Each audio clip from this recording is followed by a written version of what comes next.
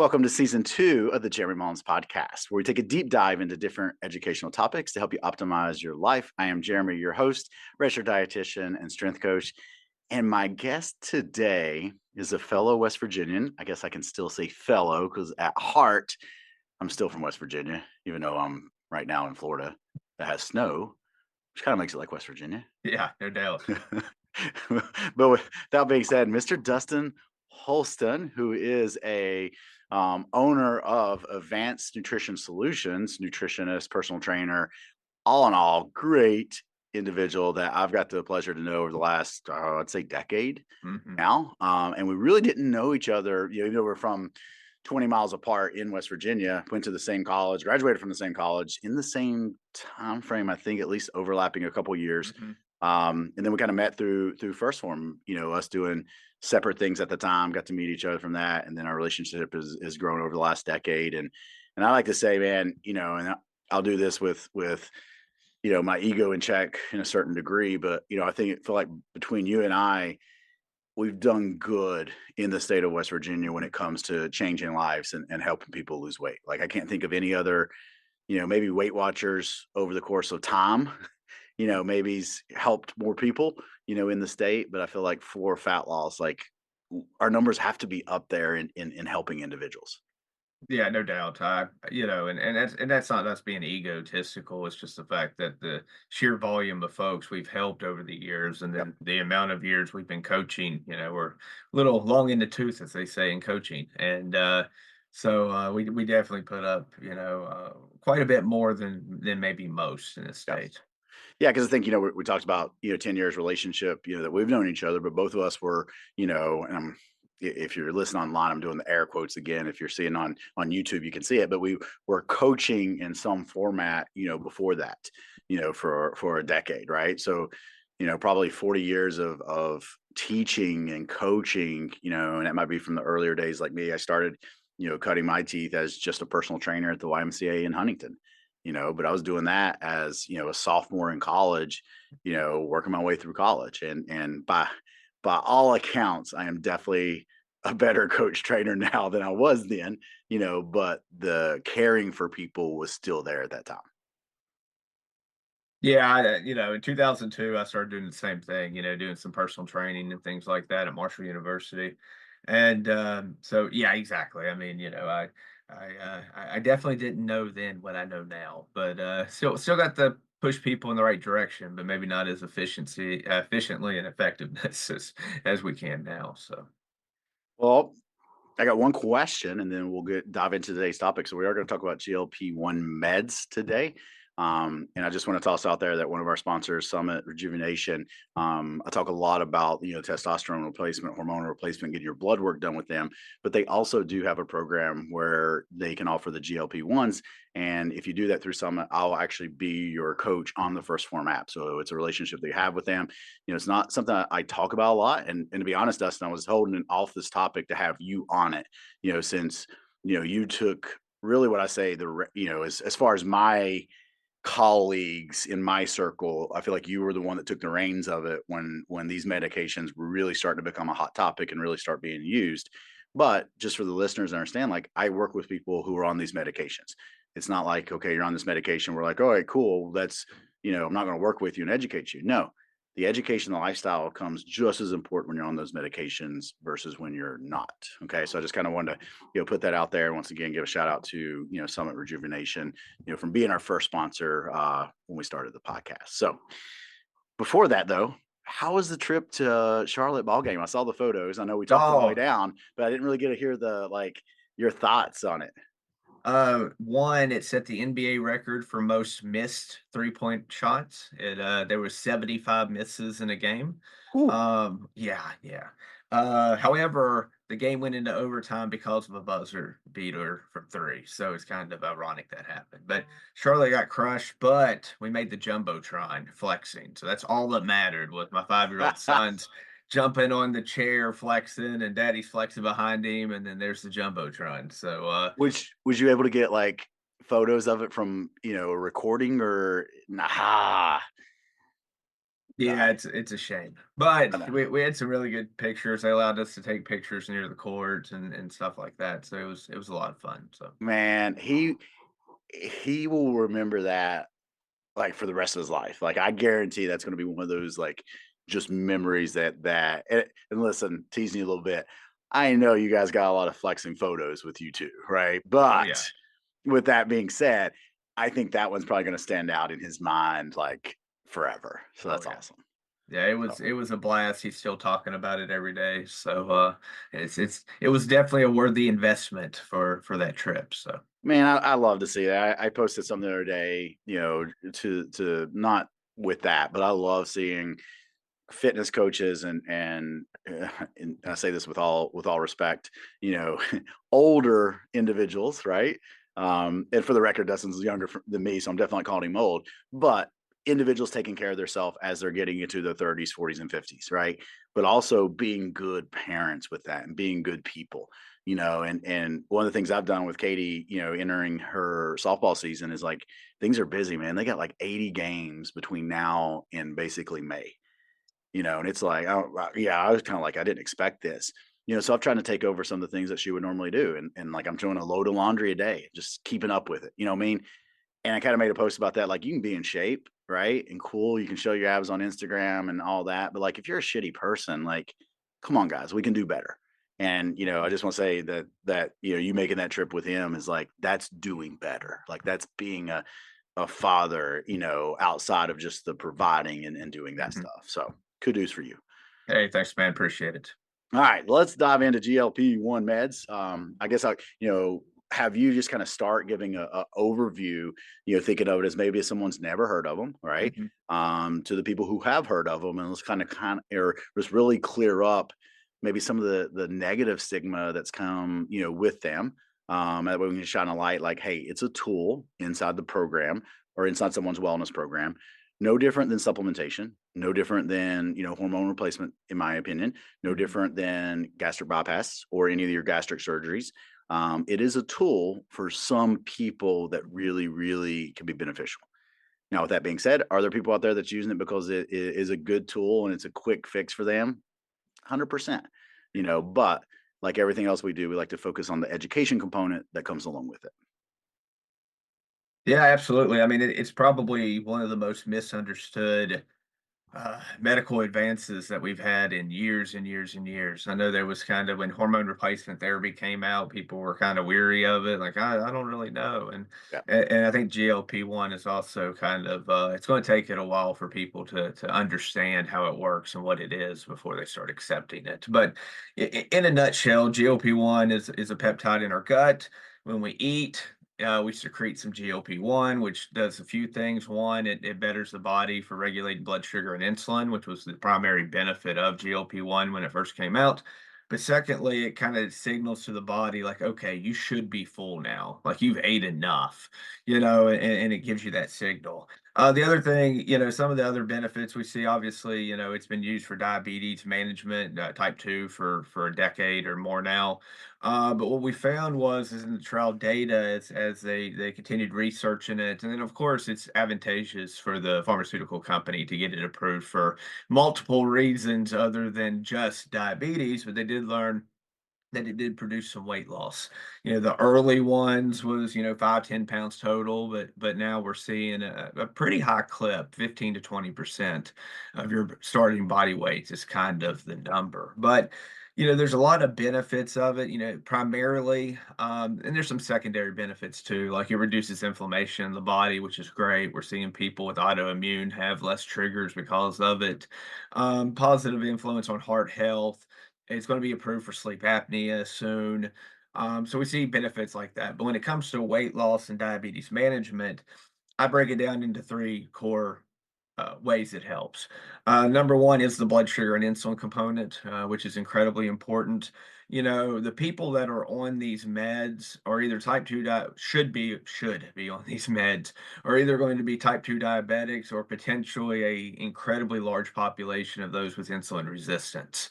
So they get the benefit of the blood sugar and insulin regulation and optimization by taking the med.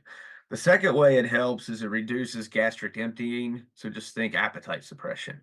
You feel fuller longer. You don't feel like you have to eat every couple hours, which again, we'll talk about how that might be a negative long term, but it allows you to feel fuller longer. So the chances are you can stay in a calorie deficit easier. Lastly, it helps with food noise, is what they call it, but more binge eating and addiction properties. I've had clients that were prescribed it off label for opioids and alcoholism, and she got clean within 30 days. And so we see it for other reasons, but the biggest one is just that binge eating. It's going to reduce that so you don't obsess with food. And once again, guys, my medical lane is dietitian. So when I say this next, it's just from working with a lot of clients over the past 2 decades. But that addiction, that comes with sometimes alcohol, sometimes food. Even had a handful of clients with like porn addictions. Like that addiction can be with food and be the same reason. A lot of times, unfortunately, what people do is they just replace one for the other, right? Because you could have someone who stops drinking, and pick up the same addiction with food, or vice versa, stop it with food, and then pick it up with drinking, right? And Mhm. I think that's one of the biggest things. And I would say that a lot of the conversations I'm having with people when they're starting this journey, because like Jeremy, I don't know if I'll always stay on this. I'm kind of like, hey, I'm not against staying on at a low dose because if it is removing that thought of overeating and thinking about food all the time, that's where I've seen a really big benefit in it, with individuals, Mhm. right? Yes, the results that you're talking about, like, that is showing us now, decrease fat loss, better insulin control, reverse of insulin resistance. And I wonder and get your opinion on this, if they'll ever approve it for just decreased triglycerides, right? Because, you might have hyperlipidemia as one of those first signs Mhm. before insulin resistance occurs or before type 2 diabetes is diagnosed. I'm wondering if it'll ever come out where like it'll be able to be prescribed just for that. Is there any talks in the So the manufacturers are doing everything they can to find as many uses as possible. And one of them is over the last about 12 months, a lot of insurance companies are no longer covering Wegovy and Zepbound, which are the obesity management ones. And yeah, then Manjaro and Ozempic are for type 2 diabetes. It's easy to get the type 2 diabetes lines of meds because insurance companies will pay for things like that. A lot of these insurance companies are now labeling the obesity management medicine as cosmetic. And so it's like, hey, we're not going to pay for Botox, so why would we pay for weight loss medicine? And it's, I mean, a terrible school of yeah, thought, but just I was looking at West Virginia State Employee Insurance summary, and they said 40% of all prescriptions that they paid out on from a revenue standpoint was GLP-1 related, and that it was literally putting them in such a financial bind that like West Virginia employees, state employees can no longer get it covered unless they're type 2 diabetic because of just the sheer pricing associated with these medicines. yeah. But that, I mean, and I'll remove, the percentage of people that are probably taking it for aesthetic reasons, right? Mhm. But we have to look at our population in West Virginia that's a little higher on obesity, and I would argue is higher in insulin resistance, um, total, right? And Mhm. that's where I think both you and I at parts of our career got labeled as low carb advocates, right? Especially me. And it wasn't that, I was like I needed everybody to be on low carb. It's just when you're working with a population that is 40, 60, 80, 100 pounds overweight and they all have insulin resistance, or most of them, I don't want to say all, right? Like then low carb is the approach you want to do to help reverse the insulin resistance, right? So I think that number probably comes one from just the sheer volume of insulin resistance that maybe hasn't been diagnosed as type 2 diabetic, but also the fact of like it has been popular in helping just lose weight, from that aspect. So, which I think is a good segue. Or I should ask first, anything else you want to, as far as like just overview of them? Anything else you want to touch on before we kind of move to like the negatives or what is perceived as the negatives that come along with it? Yeah, I mean, the only thing I wanted to add is a few other things that we see benefits from. I don't know if it'll ever be approved for infertility and like PCOS. However, we have seen an uptick in those who have struggled with fertility in the past, actually see improvements. Most of these will have PCOS or another insulin resistance based condition that can affect menstrual cycles and ovulation and things like that. But we're seeing that the heart health benefits, the autoimmune benefits. I mean, it's pretty weird all of the mechanisms these meds can help people with. That's not just weight loss, which is not just diabetes management. So we're seeing a lot of health improvement associated with them. Yeah, and this is just, Jeremy talking with this next one, but like if I was over PIA, what I would do is like, hey, yeah, we're going to pay for this, but you're going to have checkups along the way and you have to meet certain standards, Hmm. right? Because, if I can have someone lose 40, 60, 80, 100 pounds, control their, hemoglobin A1C and control all these health markers, but also make sure, and I'm throwing this one in for the conversation later on, we're going to have that they're not losing muscle tissue, which means they're going to have to do certain behaviors to make sure that's not happening, Hmm. then boom, yeah, I'll pay for it, right? And I'm saying this as me as a insurance company because I know that the dividends down the road are going to pay me back of what I'm going to Hmm. be paying out for long-term health costs for these individuals. But I just think that I would have to set parameters that, hey, you've got to be doing X, Y, and Z, right, along the way of this journey so that does pay dividends. Because Hmm. unfortunately, we've seen it, right? If it's misused and some habits and behaviors are not changed, then unfortunately there could be even more health complications, long term, especially when the individuals stop using, the medication. So once again, it's just Jeremy talking. I'm definitely not over an insurance company. Don't plan on being over an insurance company, but that would just be like if I was in that position, kind of my thought process. Cool. Transitioning. You hear a lot of people, and this is what crazy was crazy for me. Like in the beginning, like it was almost like people got emotional about people taking medications. Right? And I would say almost going back to what you were talking about with hormone replacement therapy 15 years ago, decade and a half a year ago, like you would hear people, oh, you're on HRT, you're cheating. Well, how's it cheating when you have a 55-year-old that their testosterone was 190 and you brought them up to 800? So now they're just within range where they're supposed to be, right? That would be like saying, hey, Dustin, you know, do you have Lexus or Lexus? Blah, blah, blah, blah, blah. Did you wear glasses at one time? There we go. I'll just start. Yes, Yes. yes. So that would be like someone coming to us and be like, "You two are cheating, because you wear glasses and you have contacts." No, my eyesight deteriorated over time, and I'm using a tool to fix it. Right? That's no different than hormone replacement therapy. And I think it's no difference with GLP-1 meds. In some people, right? It is a great tool Mhm. and it's not cheating. But there was this big, I don't know, emotional response from trainers, individuals online, like that just termed it cheating. And Mhm. where do you think that came from? What was your thoughts on it? And like I said, giving you some kudos, you were one of the first people that I know, like in our inner circle of colleagues, that kind of like tackled it first on, learned about it, and was like, no, no, no, no, we need to support this and be able to educate on it.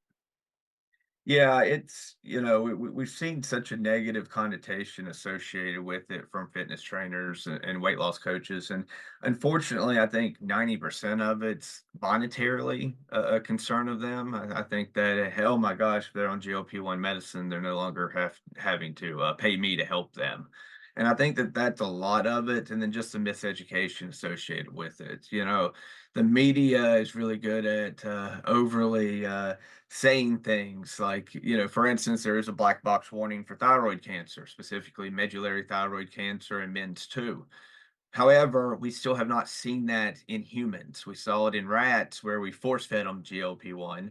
And, same thing with the diet sodas. And, like the amount of volume that you would have to take in to get any negative side effects is almost impossible. And again, we're not mice, we're not rats. So we actually see a lower prevalence in cancers on those who are on this because it's helping with weight loss and, heart health and, so many different matrices that I think that we saw that, thyroid cancer, we've seen that, stomach paralysis, and we've seen, a recent study a few years ago on how you have a slightly increase of eye conditions with the medicines, which my argument is most type 2 diabetics have issues with eye. So is it because they're not the general public? That number could be skewed pretty easily, Yeah. but there is a slight increase. But the chances of developing these serious conditions is incredibly low. When you look at like the return of investment for the FDA to approve medicines, if they feel like the 99 ways it affects you positive is much more better than the one way it may or may not make you negative, then they're in a position where they're going to say yes. For the majority of people, this is incredibly safe and effective. But I'm using 1% loosely. It's less than that with serious complications. But there's just this over focus on things that's probably not going to happen that some fitness trainers jump on to try to say, don't take it because of this, don't take it because of that. And it's just a lack of understanding by most fitness coaches, but also they think they're going to get hard monetarily. And just from a coach, guys, like we embrace GLP-1. And about 25% of our total client base, and I don't prescribe, I help people who come to me that's on it, but, it's been incredibly profitable from a coaching perspective because a lot of people are like, wow, I'm finally losing weight. I've been struggling with this all my life. Like, is it possible for me to lose more weight? Is it possible for me to get a lean toned physique? Is it possible for me to potentially come off one day? And then as soon as we started educating, and we're going to talk about how to kind of fix some of the negative side effects, people were drawn to it. And they're like, wait, I can lose Yep. even more weight. I can actually get a lean tone physique. I can burn more fat. And I'm like, absolutely. You're already setting yourself up for win. So let's add to it. Yep. And that's like, as a coach, you should want that. You should understand if that client is coming to you and being like, "Hey, Dustin, Jeremy, I'm consuming, my normal chicken breast, that I would normally have, but I just can't eat it all, and it really is causing some gas. What's going on here?" Be able to have the conversation like, "Hey, yes, we know protein's important. Maybe we can go to a protein shake. Maybe we have to go down all the way to an isolate a few times, Mhm. right?" And being able to help them in their journey, depending on where they're at with the dosage. So I think that's important. And for the coaches out there, that are listening to this, I guess, let me backtrack. Always know your audience. And this is going to come with next 3 points of my conversation. Know your audience. So my first audience with my next comments is coming to your coaches. So the coaches out there that listen to this and trainers, you want to understand and try different things. That way you can help more people. Unless you're just in a certain niche that is your thing and you're going to stay there, then I would encourage you to step out and understand different things. Understand how to help someone with a gastric bypass, surgery. Understand someone that's on GLP meds. Try a keto diet. Try to eat 6 times a day. Try these different things so that you know what is going on with it versus being emotional and being like, well, I had success this way, therefore that's what everyone should do. All right. Mhm. Second would be those that are not taking the medications that are judging. Okay. What I would say is don't. Okay. Don't judge in the simple fact that, like, you don't know what all is going on in this individual's life. Okay. You don't know if there is a, food issue when it comes to all they think about is food. You don't know what medical conditions are being improved. So don't judge someone that is choosing to use a tool that is helping them. And then third would be the individuals taking it. Okay. This sets us up, Dustin, for kind of our next segment, next conversation. You're not wrong for using a tool, but you still have to change your behaviors and your habits no different than anyone else. This tool is just helping on the medical side of things, maybe taking away some of these food issues when it comes to the mental side of it. That's where it's helping at. But you as individuals still have to put the work in, to do certain things to prevent some of the negative things that we are seeing when the behaviors and especially the nutrition aspect, we'll say nutrition and training aspect, are not in place. So that's kind of what I want to segment to now is some of the things that we are seeing when individuals are just taking the medication, but they're not adopting, a lifestyle of resistance training, not adopting a lifestyle of eating more protein, making sure they are getting their calories in. You touched on this, like just from a micronutrient standpoint, Mhm. right? What are some of the negatives we're seeing when behaviors and a plan's not followed? So I like to point that out, right? So I'm definitely not saying that the GLP-1 meds are going to cause this in every single person. What I'm saying is when they don't follow, I'll just say, a game plan, right? Mhm. Then we can see this. Mhm. Yeah, so, the most common side effects we see in nausea, upset belly, constipation, diarrhea. You let me down. I thought you were gonna go with, like, was it Wajobi butt? What do you always say? We'll get there. We'll get there. This is the baseline. Oh, So okay. we do I'm see sorry. gastro issues. That's going to be incredibly common, and it's like the majority of folks will have some sort of digestive issue associated with GLP-1. High quality greens powders, probiotics, digestive enzymes. Those are kind of what I shoot for to kind of help alleviate that. But a lot of people do have some gastro issues. Um, you know, does it affect the gallbladder? There's a chance there's a small increase in gallbladder issues associated with GLP-1.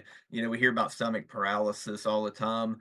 I think the one about and this is a theory, so don't quote me on this, but I think the issue with stomach paralysis is if you look at the three main causes of that condition outside of GLP-1. Type 2 diabetes is number 1, and then anorexia and bulimia is number 2 and 3. And if you think about it, if you're doing incredibly low calorie diets, because you don't have an appetite, you're not really eating, then you're kind of lumping yourself into almost a starvation approach, which might cause an increase in stomach paralysis. However, we're seeing that, not very often. I've only had one client ever come to me and they had it, and I asked them, "How many calories a day were you eating?" And they were like, "I skip meals all the time. Like I was lucky to have one meal a day." And so, those are kind of the ones that you see on the news, like, "Oh, worried about this." It's very, very low prevalence. I isolate GLP-1 side effects that concern me into three different things. One is rapid muscle loss. And so, if we look at what we know so far, roughly 50 to 60% is fat loss, and 40 to 50% is muscle loss. So, in theory, if you're losing 50% fat, 50% muscle, your body fat percentage really isn't changing, even though you're losing weight. And that long-term muscle atrophy can cause issues with frailty and other conditions as you age because you're literally withering away because of the rapid muscle loss. So when you're losing that much muscle, you're going to see implications with that. We also see associated with muscle loss, we do see a lot of plateauing. And if you look at the trial data, typically if you plateau for 3 or more weeks on GLP-1, you're actually done with the weight loss side of it unless you make changes to diet and exercise. And normally that's also tied to muscle loss. If muscle is one of the biggest drivers of our metabolism. So if you lose 100 pounds and 50 of it's muscle, that's going to be a huge drop in your metabolic rate each day. So that's kind of linked to the muscle loss. The second one that concerned me is bone loss. You'll see a theme here, Jeremy, on how to fix these things. So bone loss is something that we're seeing, osteoarthritis, osteoporosis like things. And again, this isn't necessarily the GLP-1's fault for 1 and 2. It's because you have to combine some other things that you can do to offset those issues. But we do see bone loss. The third one, which is brand new, and this is catching a lot of news, is we're actually seeing heart atrophy. There was a study recently in mice and human cells that showed heart shrinkage because, well, for those who use GLP-1. The interesting thing is, and I don't know if we'll talk about how to fix it, but all three of these are completely related with one specific deficiency that's causing it. You're going to see hair loss. This also is going to be linked to what's kind of causing the bone and the muscle loss. But that's basically, and then of course the dreaded Ozempic butt and Ozempic face. And so, thanks for reminding me on that one. So, you hear about it all the time. Any type of starvation based diet is going to give you skin related issues. If you're chronically under eating by far less than what a 2 or 3 year old needs from a day to day perspective, you're not going to retain much muscle and you're going to lose a lot of things that support your skin. So we have a lot of muscle in our jaws. You start losing a lot of muscle, gravity takes over. All right. And then you got a little bit of a hangy face. You have a lot of muscle in your booty. You start losing that rapidly. The skin doesn't really have anything to stick to, so it gets a little droopy. So whether you're doing incredibly starvation based diets or GLP-1 potentially and not doing the right things, this is what I tell people. you can't tone on GLP-1 alone.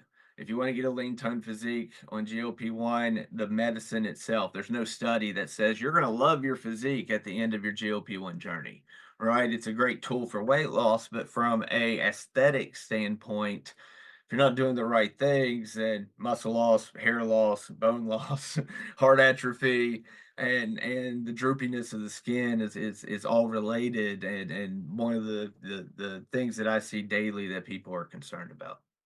And I don't want to put words in your mouth, so fix me if I'm wrong on this, but all those complications that you're saying can and will happen if you undereat also, Yes. right? It's just very hard to undereat for a very long time because of our hunger cues, Mhm. right? I mean, our bodies are built to survive, right? The human body is a great, wonderful thing. And I always say this: you want to see miracles of human bodies, like study pregnancy and all the changes and how things have to happen for us to even have babies. And I say have babies, females have babies. Like guys, yeah, we don't have babies, okay? But like I've always said that like that's the female body is an amazing thing, right? So is the male body in the sense that we're talking about these hunger cues.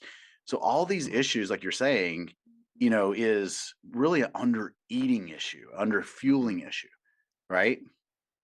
Yeah, yeah, absolutely. Specifically with protein. Yeah, and then the Every oh, medications just really help the appetite aspect when we're saying like, okay, GLP-1s, and that's always I want to make sure people understand that the GLP-1 is not automatically causing these issues.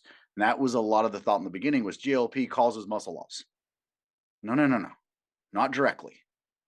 What's causing the muscle loss is the under eating mhm. that is coming with that, right? So yeah, let's talk about these three things that you mentioned. How do we fix it? And I don't want you to go necessarily really in detail because I think we're 9:40 ish now on time. So I think we come back and do a specific of, hey, if you're going to take GLP-1 meds, here is the game plan, Mhm. right? And then you and I both can, because our game plan is going to be the same. It might be varied by a different supplement here and there, or minutes of X amount of walking or whatever. It may vary a little bit, but our game plan is going to be the same. I know Mhm. that, right? Mhm. But let's talk about if someone is like, oh man, I didn't know this. What are some things people can do to kind of offset what you just talked about from a 50-foot view? Yeah, yeah, I break it down a few different ways, but number one, do not starve yourself is number one. And what's funny is when I do TikTok lives and stuff, and I say that, people get irritated at me. But I try to define what starving means, and I always say like a 2 or 3 year old needs 800 calories. And if you're eating 800 calories or less, which happens on these medicines for some people, especially if the doctor's a pusher to continue increasing doses beyond what they probably need. More medicine typically just reduces appetite more. If you're already losing, then why do you need the highest dose when you can do a lower dose and go up faster or go up later? But, getting yourself to a point where you can eat enough to provide what your body needs. I mean, we use food timers, which is a generic term that you have your food ready when it's time to eat. Do you have to finish it? No. But you need to keep those hunger cues coming. Eat something when it's time to eat something. Have it prepared because you're not going to want to cook something if you're not hungry. That helps with that. Number two is protein by far. I mean, when we look at the heart atrophy, the hair, skin, hair issues, the muscle loss, the bone loss, it's 100% linked to protein deficiencies. And that's actually what they found in the heart atrophy study was people just aren't eating enough protein. Many people, think muscle and protein. I think that's the only thing they're concerned with. And then you can literally break, everything you can touch and feel on your body is made out of protein. So hair, skin, nails, bones, ligaments, cartilage, even your thyroid hormone needs an amino acid from protein. Organ tissue repair, cellular repair, nerve endings. Like your body has a need for protein daily, and because of appetite suppression, chances are you're not even getting enough protein to fulfill those core, processes in the body. That alone retaining muscle. And so it is something, whether you have to do shakes or whatever it might be, like hitting that protein goal is critical. But as I know with Jeremy, it's the same game plan for bariatrics. It's like spread it out, drink, easily digestible foods to get you that protein goal easier. It's the same kind of game plan there. Just hit your protein in no matter how you can hit your protein in. And if you're new to your wellness journey, hey, most people undereat when we say optimal protein. Most people are under eating that without taking medication. So if we're just Mhm. looking at the general public, you are probably under eating protein. And if we do have some excess body fat we have to lose, you're overeating the carbs and the fats. Like that is just the reality. So just take that in consideration, right? If you have just started this medication or you're taking this medication, you are probably not consuming enough protein to begin with, right? And then here we are, introducing medication that's decreasing your appetite, making it even harder to get in. And the last, component of this, and this is where, like I said, we'll deep dive into this game plan. Remember, protein needs go up in reduced caloric diets. So if you're in a maintenance plan or you're trying to gain some muscle tissue in a surplus, you actually don't need as much protein as you do in a caloric deficit. So just pointing out some things that come along with the protein conversation. Yeah, we definitely emphasize protein in our day-to-day lives. So yeah, and that's something that people do struggle with because protein's the most filling macronutrient, so you're already slower on appetite. So eating protein reduces appetite further. So it's kind of one of those things that you have to have the intent to hit a protein goal if you're going to hit a protein goal. You just say, "Hey, it's time to eat." You don't know how much protein you're actually going to get in. So it's really important either working with a coach that specializes in it or having the ability to understand how do I get to 100 grams of protein? How do I get to 140 grams of protein?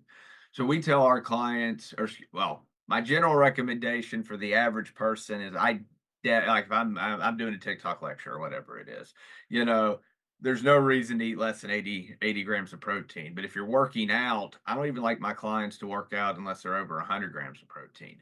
I think there's some diminishing returns when you're under eating protein and you're working out, which is causing an exponential need for even more protein.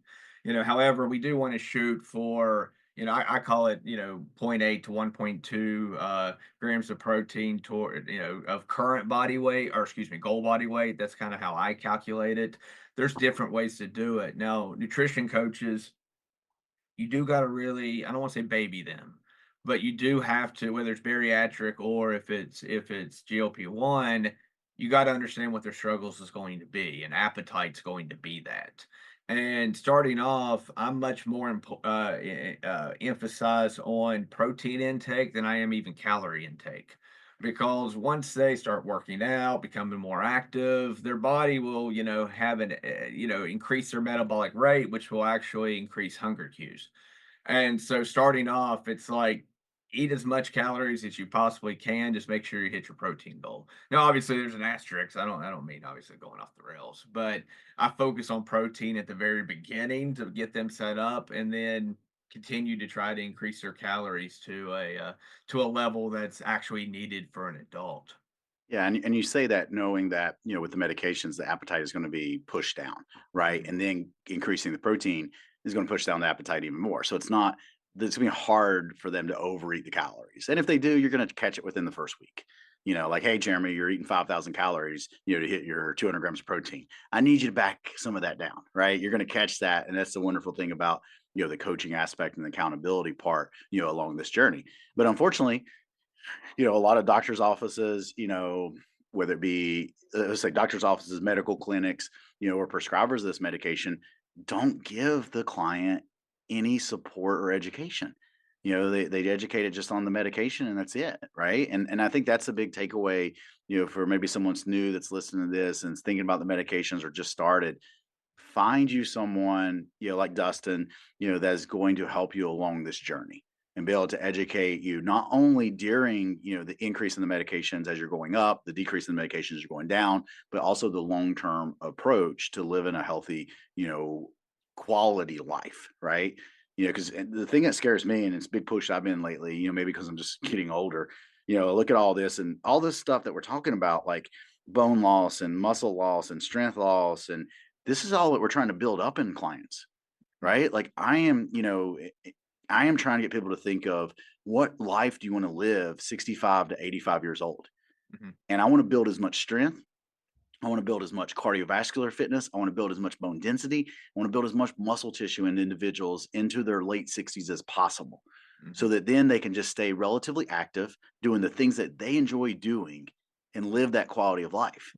And, the negatives here that we're talking about that you're seeing, like, that's not gonna help the quality of life, but they can be averted by making these changes that, you're talking about inside the plan. So, I got one thing I wanna touch on, and then, like I said, I wanna bring you back on to do, like, basically, "Hey, here is the game plan if we're on GLP-1 meds. Here's the things you wanna take in consideration," and we can kinda dive deep into that, yes, you want that zero 0.8 to 1.2 grams of protein a target body weight you're talking about. What does that look like? What have you done with Mhm. people? Is that 6 times a day? How do you break it up if someone is, having some bloating or just having like zero hunger? We can get in the weeds with that. But let's talk about metabolic rate a little bit. And this is something I wasn't too concerned for a while, but over the last decade, I'm really watching some of our people that, maybe are doing the first form challenge or, come to us for a quick, like, hey, I got to cruise in 10 weeks. And they're really being aggressive. What does that rebound look like? Right. And I understand there's behaviors that go into it, but metabolic rate also plays a role. And have you seen any of the data or the studies that looked at some of the biggest losers, how they still had like a negative impact to the metabolism 6, 7, 8 years later? Yeah, it's actually a study that are you talking about the Biggest Loser study, or are you just saying My Biggest Losers? No, the Biggest Loser study specifically. Yeah. Yeah, yeah, yeah, yeah. Yeah, I love that study. And we think about things that slow our metabolic rate. Menopause, we see a decrease, normally from muscle loss and things like that as they age, but we see that's detrimental a little bit. Hypothyroidism is detrimental a little bit.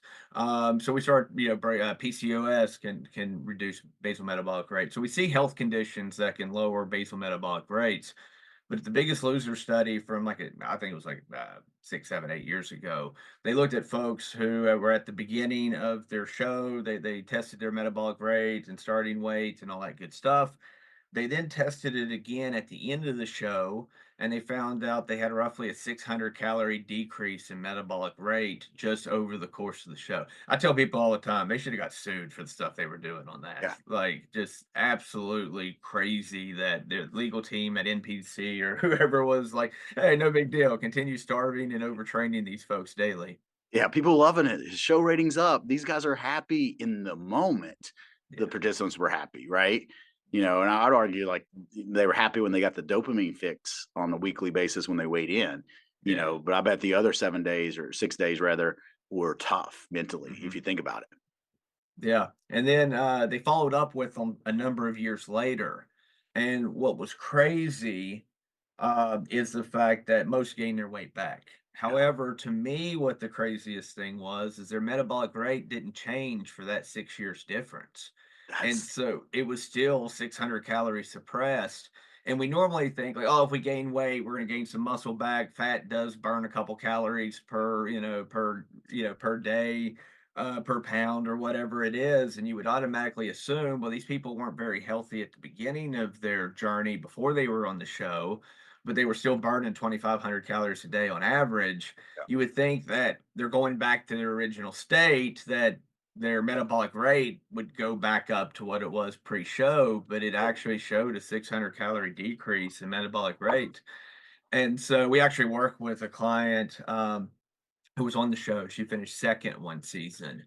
And that's kind of what she experienced too. Once you take away the accountability of both the monetary value and then also having people push you 24/7 on these shows, you take that away, right? Appetite comes back. Your metabolic rate's less now than it was at the start. You start eating the way you used to, you're actually even greater calorie surplus than what you were if you were eating that many Sure. calories before the show. And so rapid weight regain is insane, but we see that in GLP-1. So what they actually did to test what's the effects if you stop GLP-1 was is they gave two groups of people a GLP-1 meds. One of them got it for 16 to 18 months. However, the second group only took it for like 6 months, and then they gave them a placebo. And what did they find? And they found that average weight regain was 70% of weight lost. That's average. So if you lose 100 coming off of it without a game plan, the average person would gain back 70. Now, this is where I get mad at providers because when you don't give them the education of expected weight loss, we know at your start weight, we can estimate how much average weight loss is. I think that's a shame because a lot of people are like, I'm not losing fast enough. And it's like, actually, you're doing quite well. It's not Man, as and that's much. expectations. We see that in everyone. Like, I mean, Yeah. I got a few handful of ladies right now. I'm just using ladies because the weight's a little bit lower. You know, they're 140, 150 pounds and they're trying to lose some weight.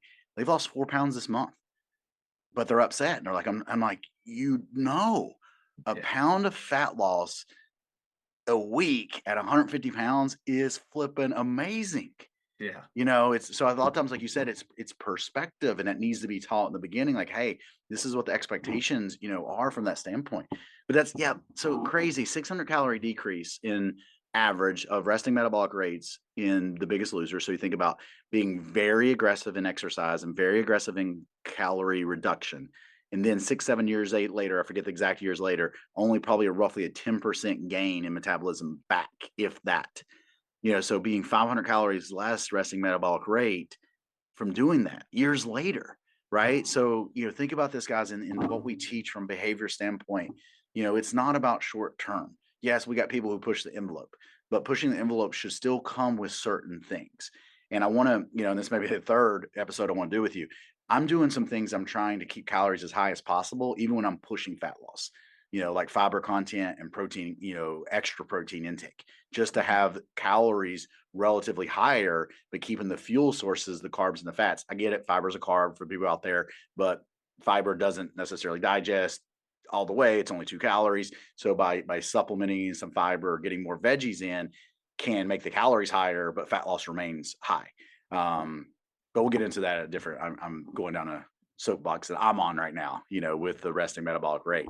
But gosh, I think it's so important people hear that, and people know that. Yeah, it's wild. I've actually gotten debates before with doctors, PAs, NPs on TikToks. I summarized that study one time, and I literally had so many healthcare professionals like bash me for it. And I'm like, "Oh, no, diets only impact metabolic rate long term." And I'm like, "Yes, yes, they do." Dude, And if you do it safely, you know what I mean, then that wouldn't happen, So if I'm following and I'm eating a lot of protein, staying in a calorie deficit, but not going extreme, yeah, you're gonna have a little bit of drop in metabolism anyway. But if you did go off the rails a little bit, it probably would find equilibrium again. But when you add in dangerous based or starvation based diets to this equation, the lasting effects on metabolic rate are, we don't know how long it lasts. I mean, it could be indefinite. I would say if it's 6 years after a show and it hasn't improved, then it's not naturally going to improve. no, unless I mean, like I said, you'd have to take the steps of like a once again reverse dieting up, Mhm. really focus on building the muscle tissue, like that type of stuff to maybe increase it. But I'm leaning towards that too. With is it a long term damage, right? Like and I think of that for myself. Like I've had some resting metabolic rates done, and like they're a little lower, and I'm like, man, is that from like my early years of being overweight and then losing weight just by cutting calories? Right? Like, even though I got good muscle tissue now, decently low body fat for a 45-year-old or 44, man, I'm already looking ahead to the next, next birthday there. But that's interesting. Man, I appreciate it. We could continue on and on, but I know most people are probably done with their walk or done with their drive to work right now. That's when most, I think, the people who download they do it on their daily walk. But yeah, guys, we're gonna bring Dustin back on, a couple more times. One will be specifically to talk about like, okay, hey, we are doing GLP-1 medication. We're gonna go down. What is that game plan? But we're also gonna come on, because him and I both, have a lot of people who've lost 100 pounds in a year, and we could kind of take a step by step approach of what do we try to do with that. What does that look like over the course of a year when we have someone that loses 100 or needs to lose 100 pounds, because we're not trying to do it in 3 months. Someone's got 100 pounds to lose, like we're looking ahead, to like, if just theoretically if they're starting in January, we're kind of planning it out for them really up until December the next year, knowing that it's going to take some time so that we can do it correctly, and so that the behaviors that we educate them on, are going to help them maintain that for life. So, and then I would like to touch on the metabolic rate just as a separate one, what I'm Yeah. saying, and dive into a little bit more of what we're seeing with that. So Well, I'm honored by jumping on, so I definitely appreciate it. One last thought, my last rant. People are going to hear that 70% weight regain and they're going to try to use it against me or others that support GLP-1. And of course, my goal as an educator and coach is to prevent that from ever happening. And we've actually helped a lot of people come off. However, if you're okay with PEDs, which by the way, once you stop taking PEDs, guess what? You gain your weight back, you lose the muscle again, but you're against GLP-1 for the same reason, just be mindful of that, that you're agreeing with one that causes weight loss and muscle gain when you take it, but it goes away when you stop. But you're complaining about GLP-1 because if you quit, you gain your weight back. So it's a little, there's some hypocrisy there. But I just want people to open their eyes that if you're okay with one, you should probably be okay with the other. And actually we can talk about health improvement and deterioration with PEDs and stuff like that. But, Yeah. the big thing is just be mindful and start thinking outside the box. Like, hey, if people need it, I'm going to help them. I'm never going to discriminate against somebody, even, like I don't do keto anymore, but I'm not going to turn down a keto client when I can help them, so like help, don't sell, help, don't criticize, that's the big thing. I love it. Be a good person, as we Yeah. talked about earlier, right? You can be the best coach out there. You can be the most in shape person. Have the biggest social media following, whatever. But if you're a shitty person, like, come on, be Yeah. better, right? Yeah. And don't have a stigma with this. Whether you're taking it or whether you're not taking the medication. Support others. Do it. It is a tool that can help. And yes, we do want to change the behaviors that we all should be doing so that we do live at optimal, healthy, as long a life as we can and a quality life. So Mhm. appreciate you, brother. I hope you have a great rest of your week and a wonderful weekend. And for the listeners, we'll talk to you guys soon.